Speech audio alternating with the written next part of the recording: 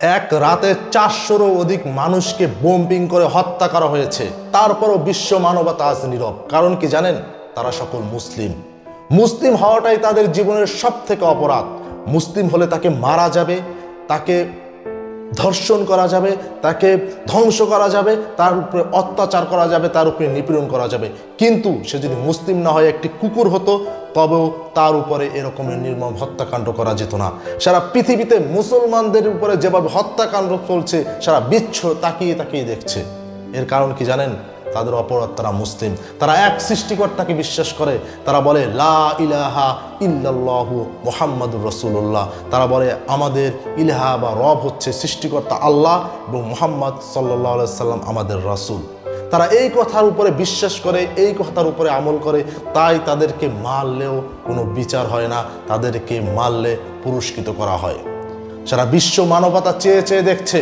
ঠিক এই গাজায় যেভাবে নির্যাতন করা হচ্ছে, হত্যাকাণ্ড করা হচ্ছে, ফিলিস্তিনিদেরকে যেভাবে এই ইসরায়েল, দখলদার ইসরায়েল যেভাবে মারতেছে, সকলে মহা উৎসবে তাকিয়ে তাকিয়ে দেখছে। আর মুসলিম কান্ট্রিগুলো কি করছে জানেন? তারা দূর থেকে কেউ নিন্দা জানাচ্ছে, কেউ চুপচাপ বসে বসে আনন্দ উপভোগ করছে। কেউ তো ওই ইহুদিবাদীদের সাথে, ওই যুক্তরাষ্ট্রের সাথে যুক্ত হয়ে আনন্দ উৎসবে মেতেছে। মুনাফেক, মুসলিম আর কাফের তিন ধরনের মানুষের জন্য 3টা সূরা আল্লাহ পৃথিবীতে নাজিল করেছেন কোরআনের মাধ্যমে। সূরা মুনাফিকুন, সূরা মুমিনুন আর সূরা কাফিরুন। সূরা কাফিরুনে আয়াত সংখ্যা 6টা আয়াতের মাধ্যমে আল্লাহ বুঝিয়ে দিয়েছেন কাফের কারা আর মুসলিম কারা। ঠিক একইভাবে সূরা মুমিনুনের আয়াত সংখ্যা বেশি না, কিন্তু সূরা মুনাফিকুনে কিন্তু আয়াত সংখ্যা অনেক বেশি, প্রায় 2.5 পৃষ্ঠা। এর কারণ কি জানেন? বর্তমানে পৃথিবীতে মুনাফিক ভরে গেছে। এতগুলো মুসলিম কান্ট্রি, 50-এর অধিক মুসলিম কান্ট্রি থাকা সত্ত্বেও সবাই একদম নিশ্চুপ, কেউ কোনো কথা বলছে না। কিভাবে যুক্তরাষ্ট্র এবং ইসরায়েল মুসলমানদের উপরে হামলা চালাচ্ছে, মুসলিমদেরকে হত্যা করছে নির্বিচারে, তাদের উপরে বোম্বিং করা হচ্ছে, তারা মহা উৎসবে মেতে উঠেছে, কিন্তু কেউ কিছু বলছে না।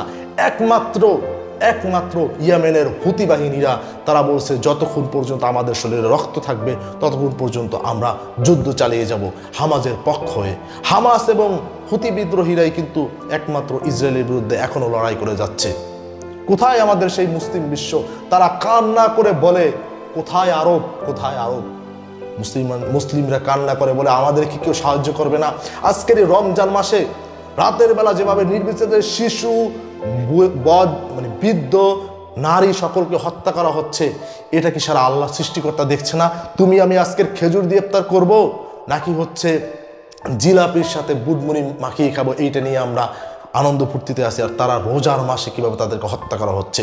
সামনে ঈদ, আমরা ঈদের মার্কেট নিয়ে উৎসবে আছি, কিন্তু আমার ভাইদেরকে কিভাবে হত্যা করা হচ্ছে, আমরা কি সেই দিকে কোনো খেয়াল রাখছি না।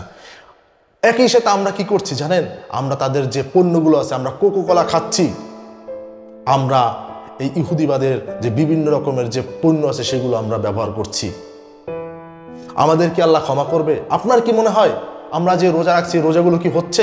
আমাদের কি বিচারের কাঠগড়ায় কিয়ামতের দিন দাঁড়াতে হবে না? সৃষ্টিকর্তাকে আমাদের জিজ্ঞাসা করবে না, তুমি যখন রোজা রেখেছ, তুমি নিশ্চুপ হয়ে বসেছিলে, তুমি কোনো প্রতিবাদ করোনি? এই সকল মুসলিম রাষ্ট্রের যে বিভিন্ন নেতারা আছে, আমরা তো জনগণ, আমাদের মনের ভিতরে অনেক আক্ষেপ আছে, আমরা যেতে চাই। বাংলাদেশের লাখো লাখো মুসলিম আজকের বাইতুল মোকাররমে সামনে আপনার মিছিল করেছে এবং সারা বাংলাদেশে মিছিল হয়েছে, পৃথিবীর বিভিন্ন রাষ্ট্রে মিছিল হচ্ছে ইসরায়েলের বিপক্ষে, ফিলিস্তিনিদের পক্ষে। অনেক মানুষের মনে ইচ্ছা, বাঙালিদের অনেক ইচ্ছা, যদি তাদের যাওয়ার জন্য পারমিশন দেওয়া হতো বা যাওয়ার ব্যবস্থা করে দেওয়া হতো, তাইলে হামাস বা ওই ইসরায়েল বাহিনীর, হামাসের পক্ষ হয়ে ইসরায়েল বাহিনীর বিরুদ্ধে, ফিলিস্তিনির পক্ষ হয়ে ইসরায়েল বাহিনীর বিরুদ্ধে, দখলদার ইসরায়েলের বিরুদ্ধে তারা লড়াই করত।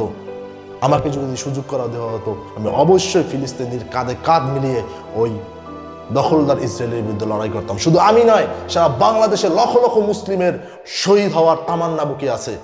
আমরা আজকের অসহায়। আমরা শুধু এটাই বলবো, ফিলিস্তিনি ভাইদেরকে আমাদেরকে ক্ষমা করে দিও। আমরা অসহায়, আমরা পারছি না যেতে, কিন্তু মন থেকে দোয়া করছি আল্লাহ তোমাদের উপরে রহম করুক এবং সারা পৃথিবীর বিশ্ব নেতাদের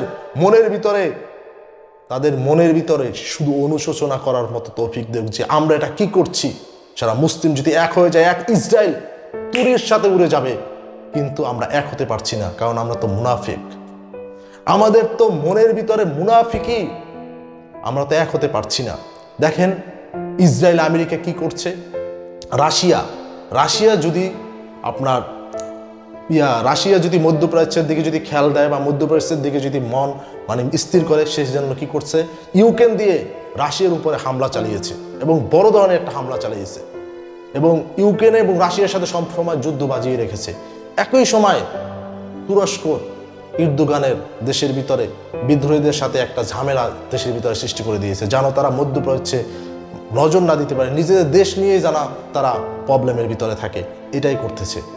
সারা পৃথিবীর মুসলমানদের ভিতরে আপনার বিভেদ সৃষ্টি করে দিয়েছে কারা, এই ইসরায়েল আর এই আমেরিকা।